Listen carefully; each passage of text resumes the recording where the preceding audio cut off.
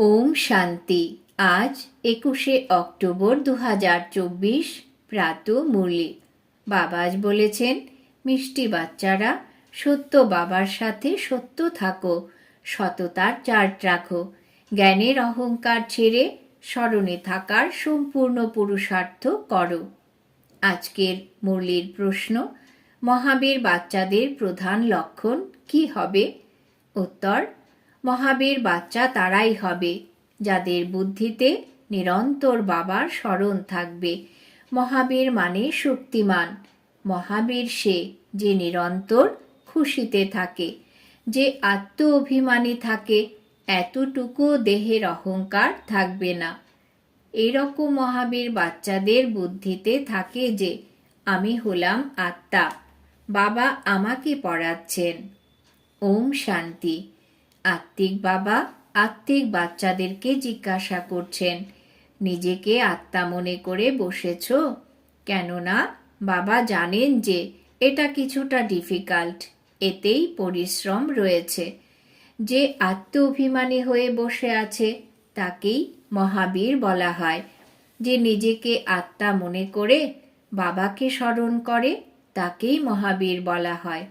সব সময় নিজেকে জিজ্ঞাসা করতে থাকো যে আমি আত্ম অভিমানী হয়েছি। স্মরণের যাত্রাতেই মহাবীর হয়, অর্থাৎ সুপ্রিম হয়। আর যে সমস্ত ধর্মাত্মারা আসে তারা এত পরম হয় না, তারা তো আসেই দেরিতে। তোমরা নম্বরের ক্রমানুসারে পরম তৈরি হও। পরম অর্থাৎ শক্তিমান বা মহাবীর। তাহলে নিজের মধ্যেই এত খুশি হয় কি যে আমি আত্মা, আমাদের সকল আত্মাদের বাবা এখন আমাদেরকে পড়াচ্ছেন। এটাও বাবা জানেন যে কোনো কোনো আত্মা 25% চার্ট দেখায়, কেউ কেউ আবার 100% দেখায়। কেউ বলে 24 ঘন্টার মধ্যে আধ ঘন্টা স্মরণ থাকে। তাহলে কত শতাংশ হলো? নিজেকে খুব সাবধানে রাখতে হবে। ধীরে ধীরে মহাবীর হতে হবে। হঠাৎ করে হতে পারবে না, পরিশ্রম আছে। যারা ব্রহ্মজ্ঞানী তত্ত্বজ্ঞানী, এই রকম ভেবো না যে তারা নিজেদেরকে আত্মা মনে করে। তারা তো ব্রহ্মলোককেই পরমাত্মা মনে করে আর নিজেকে বলে অহম ব্রহ্মাস্মি, অর্থাৎ আমিই ব্রহ্ম। এখন ঘরের সঙ্গে কি যোগযুক্ত হওয়া যায়? এখন তোমরা বাচ্চারা নিজেকে আত্মা মনে করো। নিজেদের এই চার্ট দেখতে থাকো। 24 ঘন্টার মধ্যে আমি কতটা সময় নিজেকে আত্মা মনে করছি। এখন তোমরা বাচ্চারা জেনে গেছো যে আমরা ঈশ্বরীয় সেবায় নিযুক্ত আছি, অন গডলি সার্ভিস। এটাই সবাইকে বলতে হবে যে বাবা শুধু বলেন মনমনা ভব, অর্থাৎ নিজেকে আত্মা মনে করে আমাকে স্মরণ করো। এটাই হলো তোমাদের সেবা। যত যত তুমি সেবা করবে ততই ফল প্রাপ্তি হবে। এটাই ভালোভাবে বুঝতে হবে। ভালোভাবে মহারথী বাচ্চারাও এই কথাটি পুরোপুরি বুঝতে পারে না। এটার জন্য অনেক পরিশ্রম লাগে। পরিশ্রম বিনা ফল প্রাপ্ত হয় কি? বাবা দেখছেন কোনো কোনো বাচ্চা চার্ট তৈরি করে পাঠিয়ে দেয়। কারো চার্টই তো এখানে এসে পৌঁছয় না। জ্ঞানের অহংকার রয়েছে, স্মরণে বসার পরিশ্রমও পৌঁছায় না। বাবা বোঝান মূল বিষয় হলো এই স্মরণের যাত্রা। নিজের ওপরে খেয়াল রাখতে হবে যে আমার সারাদিনে চার্ট কেমন ছিল, সেটাই নোট করতে হবে। কেউ কেউ আবার বলে চার্ট লেখার সময়ই নেই। মূল কথা তো বাবা বলেন যে নিজেকে আত্মা মনে করে আলফকে স্মরণ করো। এখানে যতটা সময় বসো তো মাঝে মাঝে অন্তর থেকে নিজেকে জিজ্ঞাসা করো যে আমি কতটা সময় স্মরণে বসে আছি। এখানে যখনই বসো তখন তোমাদের স্মরণের যাত্রাতে থাকতে হবে আর সদর্শন চক্র আবর্তিত করতে হবে। এতে কোনো অসুবিধা নেই। আমাকে বাবার কাছে অবশ্যই যেতে হবে। পবিত্র শতপ্রধান হয়েই যেতে হবে, এই কথাটি ভালোভাবে বুঝতে হবে। কেউ তো আবার খুব তাড়াতাড়ি ভুলে যায়, নিজের সঠিক চার্ট বলে না। এরকমও অনেক মহারথী আছে, সত্য তো কখনো বলে না। আধাকল্প মিথ্যার দুনিয়ায় থেকে মিথ্যা যেন অন্তরে জমা হয়ে গেছে। তাদের মধ্যে যারা সাধারণ আত্মা থাকে তারা খুব তাড়াতাড়ি চার্ট লেখে। বাবা বলেন, তোমরা কেবলমাত্র স্মরণের যাত্রাতেই পাপকে ভস্ম করে পবিত্র হতে পারবে। কেবলমাত্র জ্ঞান থাকলেই পবিত্র হতে পারবে না। এতে লাভ কি আছে? আমাকে আহ্বান করেছিলে তো পবিত্র হওয়ার জন্য, তার জন্য চাই স্মরণ। প্রত্যেককে সততার সাথে নিজেদের চার্ট বলতে হবে। এখানে তুমি যদি 1.25 ঘন্টা বসো, তাহলে দেখতে হবে এই 1.25 ঘন্টার মধ্যে আমি কতটা সময় নিজেকে আত্মা মনে করে বাবাকে স্মরণ করেছি। কারুর তো আবার সত্য বলতে লজ্জা আসে, বাবাকে সত্য কথা বলে না। তারা সমাচার দেবে এই সেবার, এতজনকে বুঝিয়েছি, এটা করেছি, কিন্তু সত্য চার্ট লেখে না। বাবা বলেন, স্মরণের যাত্রাতে না থাকার কারণেই তোমাদের দ্বারা কারুর কোনো তীর লাগে না। জ্ঞান তলোয়ার ধার হয়নি। জ্ঞান তো শোনাও, বাকি যোগের তীরও লেগে যাবে। এটা বেশ কঠিন ব্যাপার। বাবা তো বলেন, 1.25 ঘন্টার মধ্যে 5 মিনিটও স্মরণের যাত্রায় থাকো না তোমরা। তারা বোঝেই না যে কিভাবে নিজেকে আত্মা মনে করে বাবাকে স্মরণ করতে হয়। কেউ কেউ তো আবার বলে, আমি নিরন্তর স্মরণে থাকি। বাবা বলেন, এই অবস্থা এখন হওয়ার নয়। যদি তুমি নিরন্তর স্মরণে থাকো, তাহলে কর্মাতীত অবস্থায় এসে যাবে, জ্ঞানের পরাকাষ্ঠা হয়ে যাবে। একটু বোঝালেই তীর লেগে যাবে। পরিশ্রম আছে না? বিশ্বের মালিক হওয়া কি সহজ বিষয়? মায়া তোমাদের বুদ্ধির যোগ কোথায় কোথায় নিয়ে যায়। আত্মীয় পরিজনদের কথা স্মরণে আসতেই থাকবে। কারুর যদি বিদেশ যাওয়ার প্রোগ্রাম থাকে, তাহলে সব আত্মীয় স্বজন, স্টিমার, এরোপ্লেন সব স্মরণে আসতেই থাকে। বিদেশ যাওয়ার যে প্র্যাকটিক্যাল ইচ্ছা রয়েছে সেটাই টানতে থাকে। বুদ্ধির যোগ একেবারে ছিন্ন হয়ে যাবে। অন্য কোনো দিকে যেন বুদ্ধি না যায়। এটাই হলো সব থেকে বড় পরিশ্রমের কথা। শুধুমাত্র এক বাবাই স্মরণে থাকে। এই দেহ যেন স্মরণে না আসে।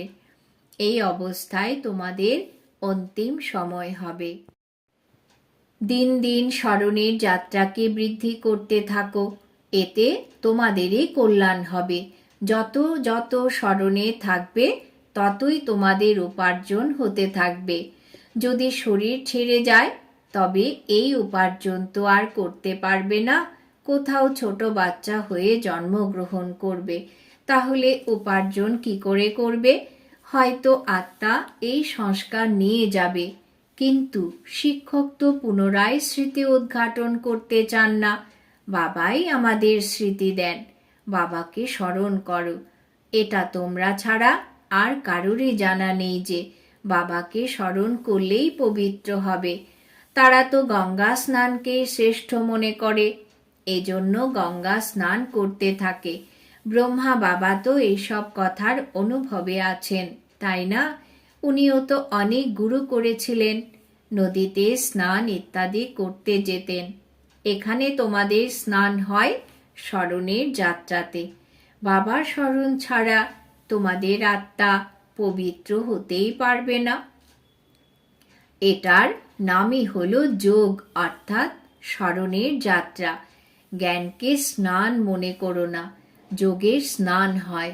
জ্ঞান তো হলো পড়াশোনা, যোগেরই স্নান হয়, যার দ্বারা পাপ মুক্ত হওয়া যায়।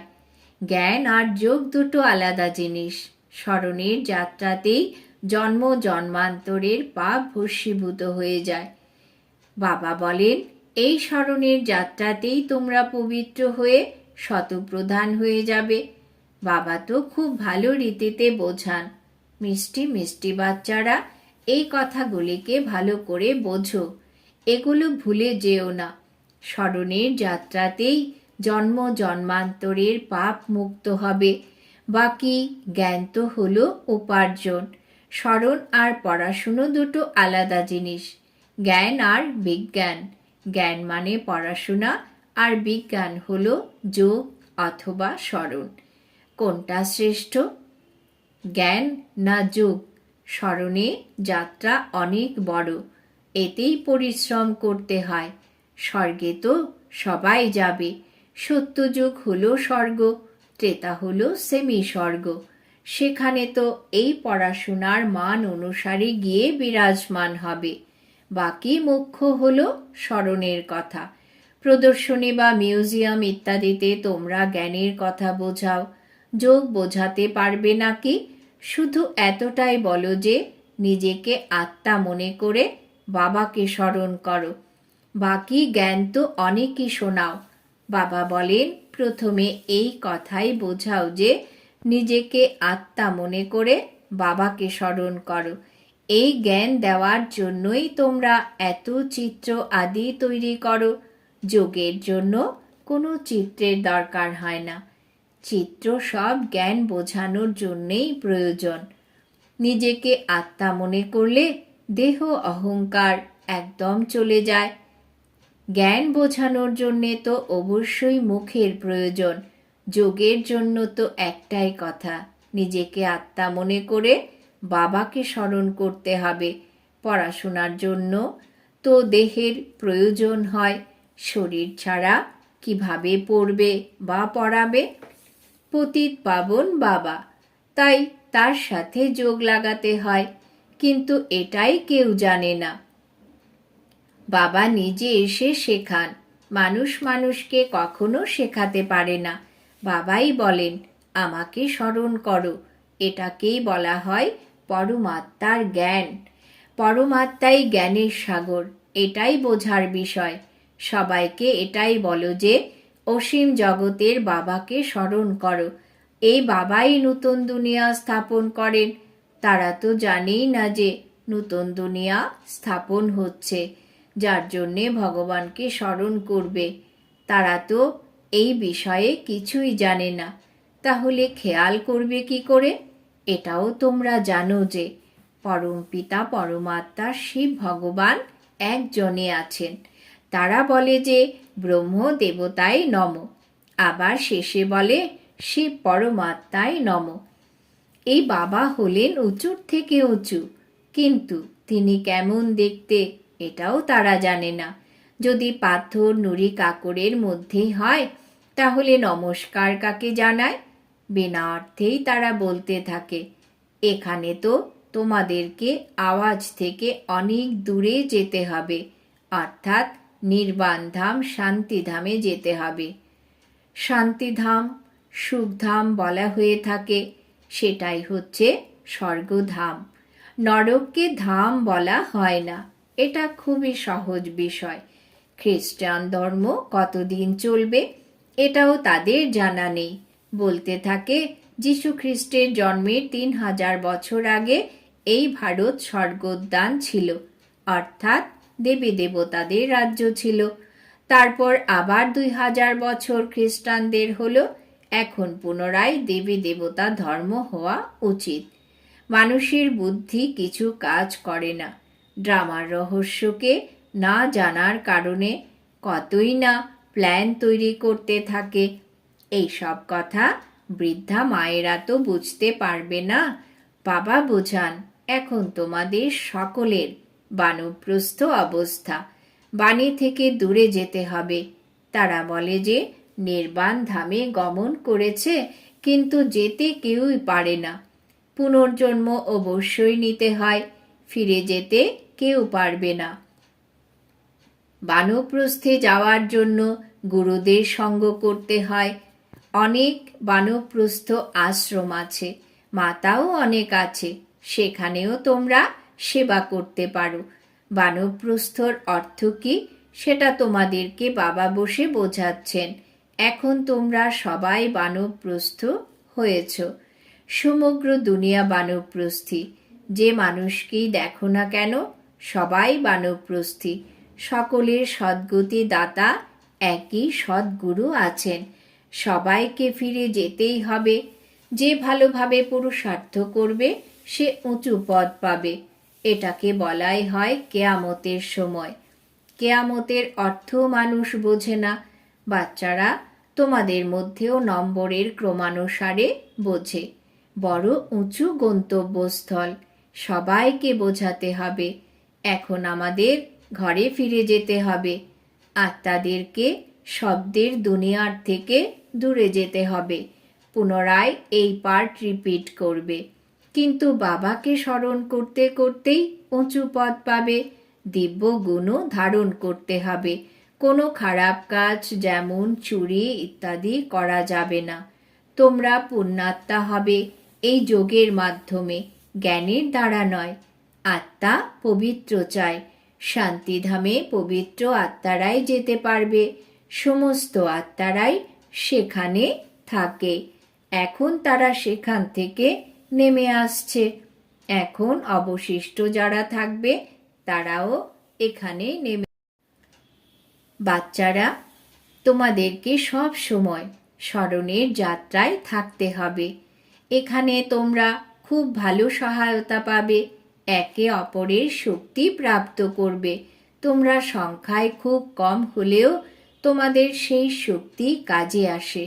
গোবর্ধন পাহাড়কে দেখানো হয়েছে না, আঙুলের উপর উঠিয়েছে। তোমরা হলে গোপ গোপিকা, তাই না? সত্যযুগের দেবী দেবতাদের গোপ গোপিকা বলা হয় না। আঙ্গুল তোমরাই দাও। আয়রন এজকে গোল্ডেন এজ বা নরককে স্বর্গ বানানোর জন্য তোমরা এক বাবার সাথে বুদ্ধি যোগ লাগাও। যোগের দ্বারাই পবিত্র হতে হবে। এই কথাকে ভুলে যেও না। এই শক্তি তোমাদের এখানেই প্রাপ্ত হয়। বাইরে তো আসুরি মানুষদের সঙ্গে থাকতে হয়। সেখানে স্মরণে থাকা অত্যন্ত কষ্টসাধ্য। এতটা অচল তোমরা সেখানে থাকতে পারবে না। সংগঠন চাই, তাই না? এখানে সবাই একরূপ স্থিতিতে একসাথে বসো, তাই সাহায্য প্রাপ্ত হয়। এখানে ব্যবসা বাণিজ্য কাজকর্ম ইত্যাদি কিছুই থাকে না। বুদ্ধি কোথায় যাবে? বাইরে থাকলে জীবিকার কথা, ঘর পরিবার ইত্যাদি টানতে থাকবে অবশ্যই। এখানে তো কিছুই নেই। এখানকার বায়ুমণ্ডল খুবই শুদ্ধ প্রকৃতির হয়। ড্রামা অনুসারে কত দূরে পাহাড়ের ওপরে এসে তোমরা বসে আছো। স্মরণিকও তোমাদের সামনে একেবারে যথাযথভাবে রয়েছে। দিলওয়াড়া মন্দির। প্রথমে স্বর্গ দেখানো হয়েছে, না হলে কোথায় বানাবে? তাই বাবা বলেন, এখানে এসে বসো, নিজেকে যাঁচ করো। আমি বাবার স্মরণে বসে আছি। সদর্শন চক্র ঘোরাতে থাকো। আচ্ছা, মিষ্টি মিষ্টি হারানিধি বাচ্চাদের প্রতি মাতা পিতা বাপদাদার স্মরণের স্নেহ সুমন আর সুপ্রভাত। আত্মাদের পিতা ওনার আত্মারূপী বাচ্চাদেরকে জানাচ্ছেন নমস্কার। আমরা আত্মারূপী বাচ্চারা আমাদের মাতা পিতা বাপ দাদাকে জানাই স্মরণের স্নেহ সুমন সুপ্রভাত, নমস্কার। ধারণার জন্যে মুখ্য সার। 1 নম্বর, নিজের স্মরণের চার্টের উপর পুরোপুরি নজর রাখতে হবে। দেখতে হবে আমি বাবাকে কতক্ষণ স্মরণ করছি। স্মরণের সময় বুদ্ধি কোথাও কোথাও ছুটে বেড়াচ্ছে। 2 নম্বর, এই কেয়ামতের সময়ে শব্দের দুনিয়ার থেকে অনেক ওপরে গিয়ে পুরুষার্থ করতে হবে। বাবাকে স্মরণের সাথে সাথে দিব্য গুণ অবশ্যই ধারণ করতে হবে। কোনো খারাপ কাজ, চুরি ইত্যাদি করবে না। বরদান। বাবা আজ বরদান দিয়েছেন, ব্যর্থ বা ডিস্টার্ব উৎপন্নকারী বোলের থেকে মুক্ত ডবল লাইট অব্যক্ত ফারিস্তা ভব। ব্যর্থ বা ডিস্টার্ব উৎপন্নকারী বোলের থেকে মুক্ত, ডবল লাইট, অব্যক্ত ফরিস্তা ভব। ব্যাখ্যা: অব্যক্ত ফরিস্তা হতে হলে তবে ব্যর্থ বোল যা কিনা কারোরই ভালো লাগবে না, তাকে চিরকালের জন্য সমাপ্ত করে দাও। কথা হয়ে থাকে দুটি একটি শব্দের, কিন্তু তাকে টেনে টেনে লম্বা করে বলতেই থাকা, এটাও হলো ব্যর্থ। যেটা দুটো চারটে শব্দে কাজ চলে যেতে পারে, তাকে 12-15 শব্দে বলো না। বাবা বলেছেন, হুকুম বলো, ধীরে বলো, এই স্লোগান গলায় ঝুলিয়ে রাখো। ব্যর্থ বা ডিস্টার্ব করবে এমন বোল থেকে মুক্ত হও, তবে অব্যক্ত ফরিস্তা হয়ে উঠতে সহজেই সহায়তা প্রাপ্ত করবে। স্লোগান: যে নিজেকে পরমাত্ম ভালোবাসার পেছনে কুরবান করে, সফলতা তার গলার মালা হয়ে যায়। যে নিজেকে পরমাত্ম ভালোবাসার পেছনে কুরবান করে, সফলতা তার গলার মালা হয়ে যায়। আজকের সমান আমি অব্যক্ত ফরিস্তা আত্মা। ওম শান্তি।